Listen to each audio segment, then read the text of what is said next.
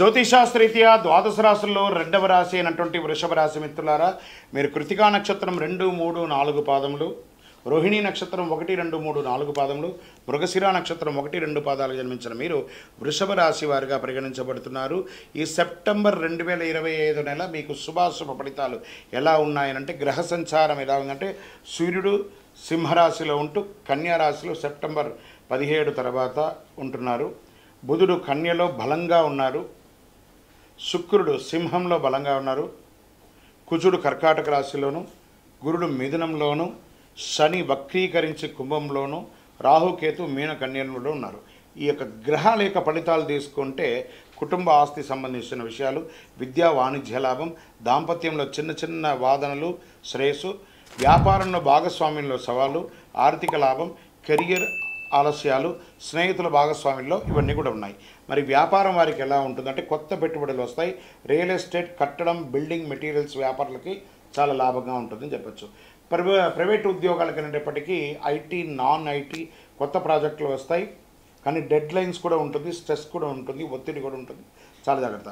మరి ప్రభుత్వ ఉద్యోగాలకి మీరు కోరుకున్నటువంటి ట్రాన్స్ఫర్స్ కానీ, ఇంక్రిమెంట్స్ కానీ ఇవన్నీ కూడా వచ్చే అవకాశాలు బాగా ఉన్నాయి.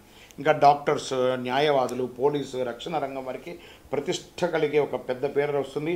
కొత్త బాధ్యతలు కూడా వచ్చే అవకాశాలు ఉన్నాయి. మరి ఫైనాన్స్, బ్యాంకింగ్ సెక్టర్ వాళ్ళకి కొత్త ప్రాజెక్టులు లాభం వచ్చే అవకాశాలు ఉన్నాయి.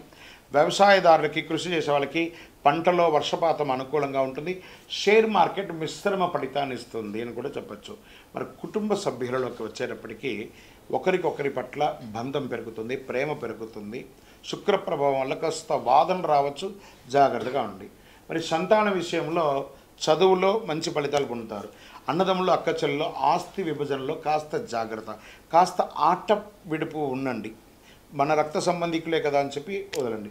స్త్రీలు కాస్త ఆరోగ్యం పట్ల జాగ్రత్త, కుటుంబ సౌఖ్యం చక్కగా ఉంటుంది. విద్యార్థులకి పోటీ పరీక్షల్లో మంచి విజయాలు పొందుతారు. విదేశీయ విద్యార్థులకి అవకాశం ఉంటాయి, కానీ వీసా ఆలస్యంగా వచ్చే అవకాశాలు ఉన్నాయి. విదేశాల్లో నివసిస్తున్నటువంటి ఉద్యోగస్తులు కానీ, విద్యార్థులు కానీ కాస్త మాస ప్రారంభంలో కొంచెం ఇబ్బంది ఉన్న మాస ద్వితీయంలో చక్కబడతారు. తర్వాత క్రీడాకారులకు ఎలా ఉంటుందంటే, క్రీడాకారులకు ప్రతిష్ట పొందే అవకాశాలు, జాతీయ అంతర్జాతీయ క్రీడల్లో పాల్గొనే అవకాశాలు ఉన్నాయి. కళాకారులకి మంచి అవకాశాలు రాబోతున్నాయని చెప్పచ్చు. Media, cinema, printing, electronic media వరకు మంచి లాభం అని కూడా చెప్పచ్చు. ఇండస్ట్రీస్ వాళ్ళకి ఇది ఒక మంచి సమయం అని కూడా చెప్పచ్చు. ఆరోగ్యపరంగా జీర్ణ సంబంధిత సమస్యలు, కంటి సమస్యలు, కాస్త షుగర్, బీపీ ఉన్న వాళ్ళు కాస్త జాగ్రత్తగా ఉండాలి. ఒక శస్త్రచికిత్స కూడా మాస ప్రారంభంలో కనబడుతుంది, జాగ్రత్త పడండి. మరి ఈ నెలలో తీసుకుంటే అదృష్టం కలిగించే రంగులు తెలుపు మరియు గులాబీ రంగులు కలిసి వస్తుందని చెప్పు. అదృష్ట దిశ మీకు దక్షిణ దిశగా పరిగణించబడుతుంది. మంచి రోజులు 3, 7, 12, 20, 26. అదృష్టం ఇచ్చే సంఖ్య 6 అని చెప్పడం జరుగుతుంది. చంద్రాష్టమం ఈ నెల 14వ తారీఖు నుండి 15వ తారీఖు వరకు చంద్రాష్టమం ఉంటుంది. ఈ 2 రోజులు చాలా జాగ్రత్తగా మీరు సంతకం పెట్టేటప్పుడు కానీ, ఇతరులతో మాట్లాడేటప్పుడు కానీ, వాహనం నడిపేటప్పుడు కానీ జాగ్రత్తగా ఉండండి.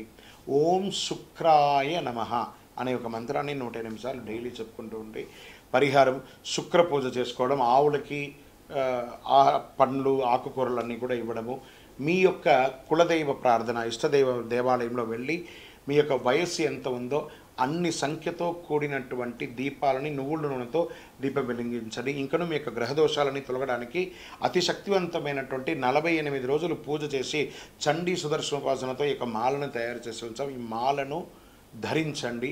ఆరోగ్యంగా ఉండండి, ఐశ్వర్యంగా ఉండండి, సంతోషంగా ఉండండి. విజయోస్తు.